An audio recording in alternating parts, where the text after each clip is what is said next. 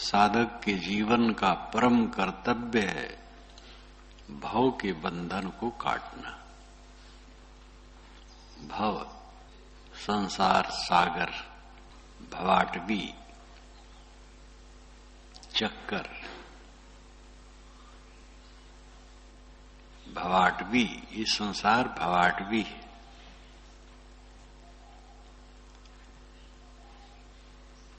भव सागर है। वस्तुतः मन ही भव सागर है और मन ही मोक्ष का द्वार है। मन लौट गया संसार में तो भव सागर हो गया। मन उन्मुख हो गया अंतर तो मोक्ष का द्वार हो गया। चाबी एक तरफ घूम गई तो ताला बंद हो गया, दूसरी तरफ घूम गई तो खुल गया। ताला वही, चाबी वही। एक तरफ घूमने से बंद, एक तरफ खोलने से, घूमने से खुल जाना। मन का एक तरफ घूम जाना भव बन जाता है, एक तरफ घूमना मोक्ष बन जाता है। इतने में बंध मोक्ष है। पीड़ा ही बंधन है, शांति ही मोक्ष है।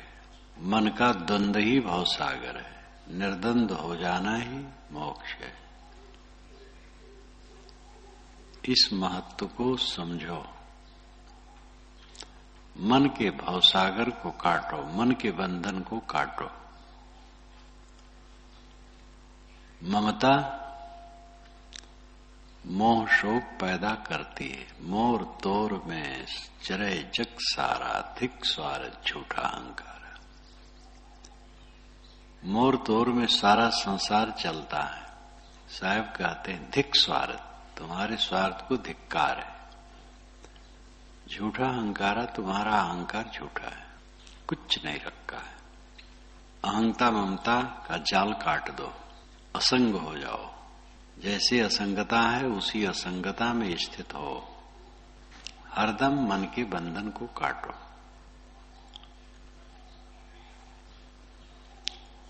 परिक्षीण वितर्क जाला, संसार वीक्षे में क्षमाणा। वितर्क जाल परिक्षीण हो, चित्त का द्वंद एकदम खत्म हो। संसार वीक्षे में क्षमाणा,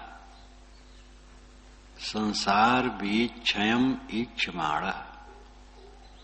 संसार बीज को क्षीण करते हुए देखते रहो। संसार बीज है मोह। मोह को कुपित दृष्टि से देखते रहो। मोह पर कोप करो, मोह को ठहरने न दो। मन में मोह का जाल आता है, उसको छिन्न करते रहो, काटते रहो, काटते रहो, काटते रहो, काटते रहो, हरदम काटते रहो। उठत बैठत कबहु न छूटे, ऐसी तारी लागी। लेटे रहो, बैठे रहो, चलते रहो, कोई काम करते रहो, लेकिन ये काम सब समय करो। मन के मोह को काटना। लगे पेड़ पर देख लगने न पारे, श्री प्रेम साहब ने कहा है। लगे पेड़ पर देख लगने न पारे। बाग लगाया जाता है, पेड़ का समुच्चय ही बाग कहलाता है। पेड़ लगाओ लेकिन पेड़ लगने न पाए। लगाना है जमीन में और न लगना है एक पेड़ के दूसरे पेड़ की शाखा। एक पेड़ दूसरे पेड़ की शाखा में जब सट जाती है तो उसमें फल फूल नहीं आते। बहुत घन बाग में फल नहीं लगता है, बिरल में लगता है। स्वतंत्र स्वतंत्र पेड़ होना चाहिए जिससे हवा प्रकाश उन्हें ठीक से मिल सके, तब फल लगेंगे। इस संसार में रहो और कहां रहोगे, इसी में रहना। महाजंजाल संसार, उलझन उलझन उलझन, चारों तरफ उलझन का कारण प्रपंच, इसी में रहना है। लेकिन याद रखो, लगने न पारे, कहीं बंधन लगाव होने न पाए। पहले से जो बांधे हो उसको काटो और नया बंधन न बनाओ। पानी बचाओ हुआ अपना, पानी मांगी न पियो। जो पानी पी रखे उसको पचा लो और नया पानी मांग के न पियो। पानी जो पी रखे हो, अहंता ममता जो ग्रहण कर रखे हो उसको पचाओ, नई अहंता ममता न बनाओ। अकिंचन, अकिंचनता धारण करो। हरिद्वार में मैंने एक वरिष्ठ जज को देखा जो सन्यासी हो गए थे, मझले कद के, हल्के बदन के, हल्के गोरे थे। उस समय उनकी उम्र 75-77 से तो कम नहीं होगी, मुझे क्या पता, लेकिन लोग बताए।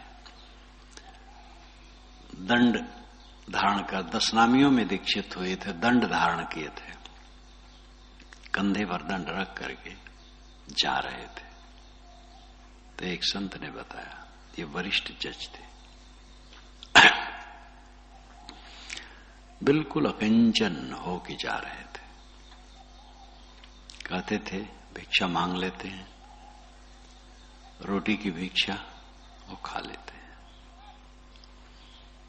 शांत रहते हैं।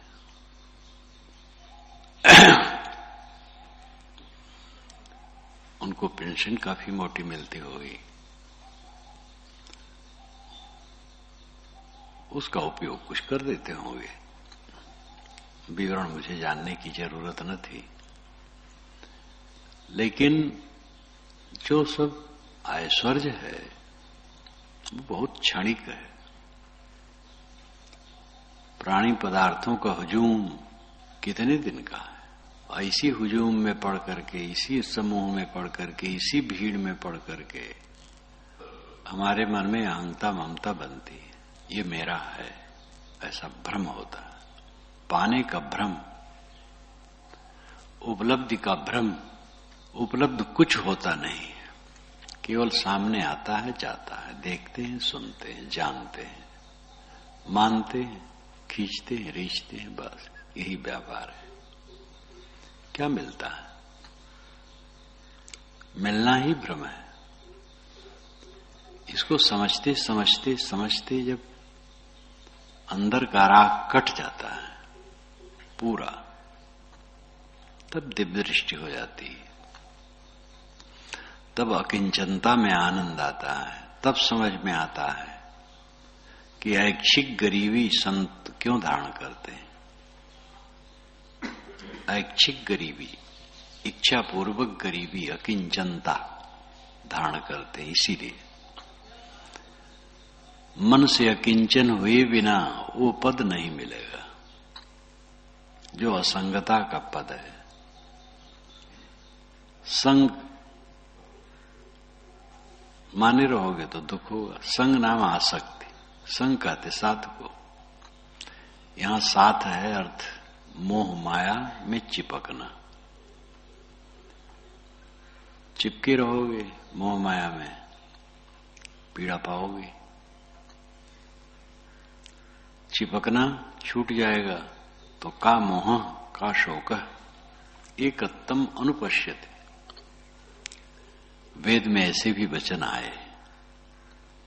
वेद में कर्म कांड बहुत, स्वर्ग पाने की इच्छा, बाल बच्चे, धन दौलत, गायें घोड़ा, जमीन पाने की इच्छा। लेकिन ऐसे वचन भी आए। यजुर्वेद महाकर्म कांड का वेद, महाजंजाल। लेकिन अंतिम 40वां अध्याय अध्यात्म का आया। सात वलेकर ने लिखा है अथर्व वेद के आखिर में कि अथर्व वेद में जो आखिर का कांड है क्यों बनाया गया, इसकी क्या जरूरत थी। यजुर्वेद का 40वां तो समझ में आता है कि 19 कांड कर्म कांड का है, तो 19 अध्याय तो 40वां अध्याय अध्यात्म का बना तो अच्छा होगा। और ये अथर्ववेद का अंतिम कांड क्यों बना? उसमें ऐसा छोटा, आगे चल करके ऐसा छोटा छोटा सूक्त है, एक एक दो दो शब्दों का भी सूक्त है। तो उन्होंने कहा है कि इसका अर्थ अगर कोई भाष्य करके मेरे पास भेजे तो मैं धन्यवाद दूंगा। तो उनको भी भाष्य करने में उसमें बड़ी कठिनता पड़ी। बहुत संक्षिप्त शब्द का अर्थ करे, किए हैं बेचारे जैसे बन सका है। तो अथर्ववेद का अंतिम कांड पर उन्होंने टिप्पणी की है, इसकी क्या जरूरत थी? शुक्ल यजुर्वेद के 40वें अध्याय की तो जरूरत महसूस होती है, क्योंकि वो अध्यात्म है, उसी में है ये। का मोह का शोक एकत्वम अनुपश्यति। जब एक महात्मा ने कहा ईश्वर के दर्शन मैंने अभी तक तो नहीं किया, प्रयत्न में हूं कि ईश्वर के दर्शन हो, तो कुछ वर्षों के बाद मैंने उनसे पूछा ईश्वर के दर्शन हुए? कहे कहां हुए? जब वो हो जाएगा तो का मोह का शोक, तो ईश्वर दर्शन यही है, का मोह का शोक एकत्वम अनुपश्यति। एकत्वम अनुपश्यति, सब में एकत्व को देखे, अनुपश्यत अनुनाम बारंबार, अनुनाम पीछे, अर्थ हुआ बारंबार, लगातार, सदा सदा सब में एकत्व देखे। जो मैं हूं वही वह है, सब में मेरा स्वरूप है, मेरा सजाति बैठा है। किससे छीना झपटी, किसका मोह, किसका वैर? एकत्वम अनुपश्यति, का मोह का शोक एकत्वम अनुपश्यति। मोह कहां, शोक कहां? जब एकत्व का बोध अनुपश्यत निरंतर देखा जाता है तो कहां मोह, कहां शोक? ये जीवन की सफलता है। इसलिए अकिंचनता, ऐच्छिक गरीबी, ऐच्छिक दरिद्रता, हम दरिद्र में सुखी हैं, संपत्ति सो दुखमान, भोजन भिक्षा अन्न को और नदियन जलपान, पूर्ण साहब ने कहा। तो ऐच्छिक गरीबी अपने जीवन पर उतारना चाहिए, अपने जीवन को बहुत संतुलित, काम चलाऊं भोजन वस्त्र लेकर के अपने भवबंधन को काटना चाहिए। इसी में लगे रहो, सब समय लगे रहो, कोई काम करो, लेकिन चित्त से ये बात न उतरे। स्त्रियां पानी भरती हैं और घड़े पर घड़ा रख करके 2 घड़ा, कहीं कहीं छोटा 3 घड़ा भी रख लेती और हाथ से चमकाती मटकाती सखियों से बात करती चलती रहती। अब तो नल जगह जगह होते जा रहे हैं, कल नल कल। पहले तो एक कुआं दूर, अभी भी ऐसे क्षेत्र हैं जहां एक कुआं है, वहीं से भर करके दूर दूर घरों में लोग ले जाते हैं। लेकिन गगरी गिरती नहीं है, क्योंकि मन उनका गगरी में रहता है, घड़ा में। व्यवहार का काम तो सबको करना है, कम ज्यादा।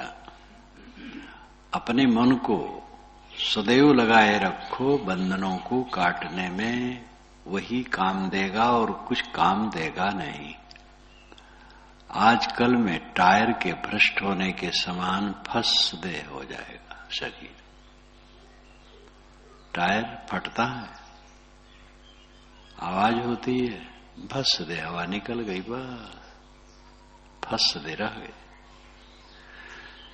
ये शरीर का टायर आजकल में फूट जाने वाला है। और घमंड न करना थोड़ी मूछ वाले, ज्यादा मूछ वाले, थोड़ी मूछ वाले, पगी मूछ वाले, कच्ची मूछ वाले, किसी घमंड करने की गुंजाइश नहीं। तरुण तरुण उठ जाते हैं, शिशु उठ जाते हैं, तब क्या कहा जाए। माता की गोद से बच्चे उठ जाते हैं, माता तड़पती रहती है। काल चक्र निरंतर चलता है, वो बहुत निर्दय है। अवधि आई और यहां से ट्रांसफर, कोई मुलाहिजा नहीं। एक तो नेहुरी पांव पर विनय विनती किए नहीं माने हो, एक तरफ झुक करके लोग पांव पड़ते हैं मौत के, छोड़ दो अभी छोड़ दो, लेकिन विनती की वो मानता नहीं। अनचिन्हे रहो न कियो चिन्हारी, अब कैसे पहचानवे हो। जीवन भर तो अनचिन्हे रहे, पहचाने ही नहीं अपने को, संतों के पास जा करके अपने को परखे नहीं, अब कैसे पहचानवे हो। अब मौत के समय क्या पहचानोगे, क्या व्यवस्था करोगे, क्या बंदोबस्त करोगे। तथागत ने कहा है कि बाढ़, भयंकर बाढ़ आ रही है, अपने लिए ऊंचा टीला बना लो। तो ये मौत की बाढ़ है, सबके ऊपर है। हर समय मौत से आदमी रगड़ा जा रहा है, चीड़ हो रहा है। द्वीप बना लो अपने लिए, द्वीप, टीला, जिस पर बाढ़ का पानी न चढ़े। आत्मस्थित मजबूत कर लो, सारी माया सारा मोह काट दो विवेक से। कोई मेरा नहीं, किसी का मैं नहीं, यही तथ्य है। इस प्रकार विवेक जगाओ और अपने आप में सावधान हो जाओ। उठते बैठते चलते फिरते उठत बैठत कबो न छूटे, ऐसी तारी लागी, ऐसी तारी, ऐसा ध्यान लगा कि उठते बैठते कभी छूट नहीं रहा। अनुराग, अनुराग इसी को कहते हैं। कुछ लड़के जब घर से निकलते हैं उनको बड़ा अनुराग रहता है, तो प्रायः संत कहते भाई नए नए हैं, खूब अनुराग है। अब कोई कोई का अनुराग तो पकता जाता है, कोई कोई का अनुराग ठंडा हो जाता है। वे समझते अब तो साधु हो ही गए, अब तो क्या है, मोटे दोस्त तो रहे नहीं। और पूजा प्रतिष्ठा मिलने ही लगी, बाबा कहने लगे लोग, मुड़ मुड़ाए तीन फल, सिर की मिट गई खाज, बनी बनाई रोटी मिले, लोग कहे महाराज साधुओं ने काम पूरा हो गया, और ढिला गए। तो चोरी तो नहीं करते, व्यभिचार नहीं करते, हत्या नहीं करते, छल कपट नहीं करते, झूठ नहीं बोलते, मोटा दोस्त तो है ही नहीं, लेकिन अंदर की वासनाएं अभी गली नहीं है, वो फिर पनपेंगे, फिर बारंबार पनपेंगे और तृष्णा रगड़ेगी। सामान्य सद्गुण से जीवन की पूर्णता न समझना चाहिए। जीवन का फल सद्गुण में जीना मात्र नहीं है। सद्गुण में जीने ही से वो काम बनेगा, ये ठीक है, लेकिन सद्गुण में जीना मात्र नहीं है। किंतु भवबंधनों को काटना है, राग का कट जाना, मोह की फांसी बिल्कुल तोड़ दो। किसमें लटके हो, कौन है तुम्हारा, कब तक है, इसी घर से उठ जाना है। घर द्वार, पलंग, मसहरी, मच्छरदान, गद्दा, रजाई, पेटी, उसमें रखे कपड़े, बैंक के खाते, सगे संबंधी, मठ मंदिर, सब का सब ओझल हो जाएगा अचानक। ऐसे संसार में रह करके जो अपने मन के मोह को काटता है वही धन्य है, और मन के मोह को जो पालता है वो अभागा है। काई कबीर ते उबरे चाहे न मोह समाए। मोह काट दो और फिर मोह समाए ना। मोह समाने का साधन चारों तरफ है। नर नारी दिखाई देते हैं, युवक युवती दिखाई देते हैं, धन दौलत, जगह जमीन, मकान, दुकान, ये सब दिखाई देती दुनिया में। ऐश्वर्य, किसी वाहवाही, किसी बड़ाई, प्रतिष्ठा दिखाई देती है। और अगर कच्चा मन है तो ललच ललच जाएगा, तो सब किया कराए बेकार हुआ। अब है एक धोखा, बड़ी भीड़ है, किसी की बड़ी आरती हो रही है, पूजा हो रही, प्रतिष्ठा हो रही है, कितने दिन का है? जिनकी आरती होती है कुछ मिनट हुई, उसके पश्चात आरती करने वाले चले गए, रह गए अकेले सोने साने। सब दिखावा है। जहां तक संबंध है दिखावा है, क्षणिक है। बड़े बड़े प्रतिष्ठित लोग, बड़े बड़े अफसर का रिटायरमेंट होता है, बड़े बड़े नेता जिनको देश के बच्चे बच्चे जानते हैं, पद से उतर जाते हैं। कोई जाने रहे क्या होगा, मक्खी और मच्छर काटते रहते हैं। इस संसार की गामागामी भयंकर धोखा है। ये विचार का प्रवाह निरंतर चित्त में चलना चाहिए। कहीं लोभ मत करो, कभी क्रोध मत करो, कभी उत्तेजित मत हो, उद्वेगित मत हो, कहीं लालच लोभ मत करो, क्षोभ मत करो। किसी ने कुछ कह दिया, क्या कह दिया? कह दिया, ठीक है। हम कोई इतने अच्छे आदमी थोड़े हैं कि न कहे जाएं। हमें लोग कहें तभी हमारा हित है, हमारी बदनामी हो तभी हमारा कल्याण है। किसी ने कह दिया, क्या बुरा किया? अपने मन को ललकार दो, कहीं वह फूले पचके ना। अंदर से अपने को इतना मजबूत बनाओ दृढ़ धरातल पर कि कोई विचलन कभी न हो। ये जीवन की सफलता, ये भजन है, ये साधना है। मन के राग की रस्सी को निरंतर काटो। इस प्रकार साधक जो काटता है और विचारों का प्रवाह निरंतर चलता है चित्त में, उसके मन में कोई पीड़ा नहीं रह जाती है, कोई संताप नहीं रहता है। शीतल, शीत भूतम तथागत ने कहा है, शीत भूतम। शीत भूत का मतलब है ठोस शीतल, ठोस शीतल चित्त। उद्वेग शून्य जीवन ही मुंडक उपनिषद में कहा पर अपर विद्या।